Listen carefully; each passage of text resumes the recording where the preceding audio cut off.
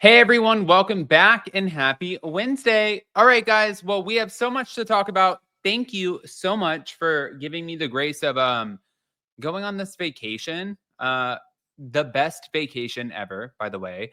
Thank you to Elevate Collective. And by the way, we are going to be announcing our three winners for our Rose Forever giveaway this week.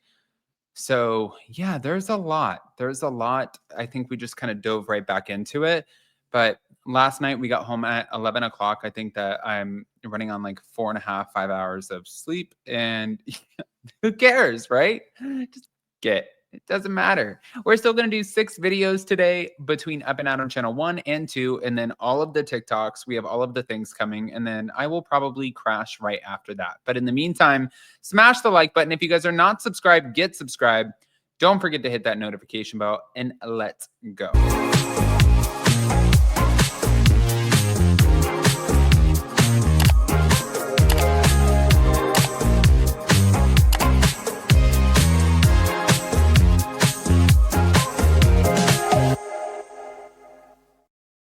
All right, guys. So I wanted to talk about this PK and Dorit situation. We've talked about a lot, especially when we're referencing the attorney Ronald Richards Instagram post. However, Dorit and PK Kemsley's home, which is Paul Kemsley, their Encino mansion, it was purchased in 2019 for 6.475 million, and this was under Dorit's LLC.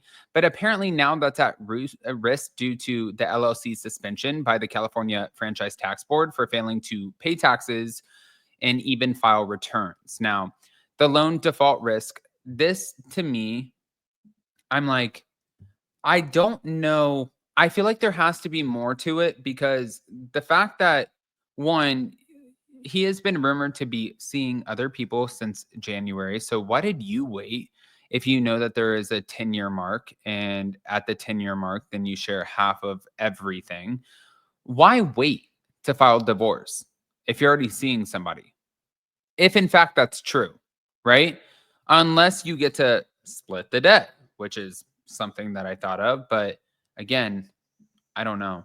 Um, Attorney Ronald Richards said, with the entity being suspended, it is most likely a loan default. A lender can default for non-monetary violations like non-payment of property taxes or if the entity is suspended. So this is not the most uncommon thing. There are a lot of celebrities and also Bravo celebrities and people who are in the spotlight who buy homes under trust or LLCs. I don't think that this is the most wild concept. However, I do look at it like, what is going on here? Because he also mentioned that they borrowed against the Boy George brand, and they had a certain contract saying that if they were to get a divorce or something were to happen, that they would, I guess, pay back the Boy George brand before anything, before they actually divided the assets. So they would have to pay back the Boy George brand and then divide whatever's left. This is wild. But the previous foreclosure notice, the couple did face a foreclosure notice after missing over 4 months of payments, but managed to pay off a $300,000 notice of default. And amid the financial and personal turmoil, PK shared on Instagram, 57 years in, still becoming, indicating a focus on personal growth. Pretty much sharing like they did pay it. He is focusing on himself. He's focusing on his sobriety. He's focusing on this new journey, whatever this looks like for him. And I think that that seems to be, whether or not people believe it, that seems to be like what we're dealing with at this point. I just don't know how much of it would be factual. Because if you watch the Real Housewives of Beverly Hills reunion, when Andy Cohen asked Dorit, like, well, what do you think about PK's sobriety? And she's like, I don't know.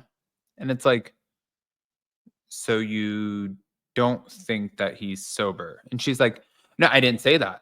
I didn't say that. And you're like, okay, so you do think he's sober. I didn't say that.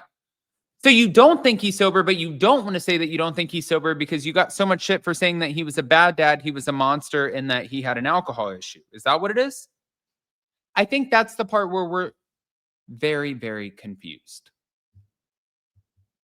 I mean, I'm not speaking for you guys. I'm just saying in general, it doesn't really make the most sense at all. But moving on. Bethenny Frankel, we all know that she ended up deciding to move to Florida. Now, I saw where our girl Heather McDonald from Juicy Scoop, she pointed out that Bravo should do a new show. I think that she said that at one point they were entertaining the idea of a show called Snowbirds, and I thought that that was pretty good, but she made a point to just acknowledge the fact that Ramona is in Palm Beach. Sonia is in Palm Beach. Jill Zarin is now in Palm Beach. Bethenny Frankel is in Miami. And that's our core four over here. And then we could add like a few more and have a totally new show. And I was like, oh, Heather McDonald hit the nail on the head. I think that that would be really good. But Bethenny did announce her move to Florida, saying, I was drowning. She was saying that in her previous home, and she described the property as a massive historical house with an apple orchard, which became overwhelmingly, I guess, just not the happiest place and also lonely. So the decision was made spontaneously on March 19th, leading to the sale of her existing home and the purchase of a new one in Florida within 5 weeks. Now, the focus, if you guys think about this, like for Bethenny Frankel, the woman loves her daughter, Bryn, right? But she emphasized that the move was about supporting her 14-year-old daughter, Bryn, saying that the moment that it became about her, I was able to be honest with myself and it freed both of us. And she wants her daughter to have the best academic future. She wants her to be able to do whatever she wants. And Bryn, ultimately, based off of what Bethenny has kind of explained to us as of right now, which could change, wants to go to the University of Miami. So if she wants to go to the University of Miami, clearly we know that Bethenny can pay for it. It's not a cheap school, but she can afford it. And yeah, it's a huge, massive, massive move. But if she's doing it for her daughter, then what do you really say to that? I don't think that you would, I guess, but that's not it. We're not done. Now, despite the move, Bethenny plans to maintain both of her residences in the Hamptons and in New York City. So, as far as right now, we don't know what the next steps are. We just know that she has moved.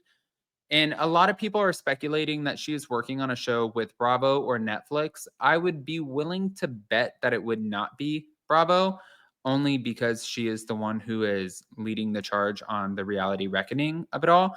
And people are like, well, if it's not Bravo, maybe it'll be Peacock. And I'm like, no, she's pretty much out here rallying the troops to make sure that not only anybody who falls under the NBC umbrella is going to be held accountable. So truly, I don't think that that would apply to either one of them.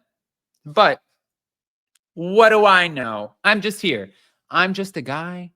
I'm a squirrel trying to get a nut. That's not true. But you guys know what I'm saying. All right, guys, pop off in the comment section. If you're not subscribed, get subscribed. Don't forget to hit that notification bell, and we'll see you next time. Love you guys. Bye.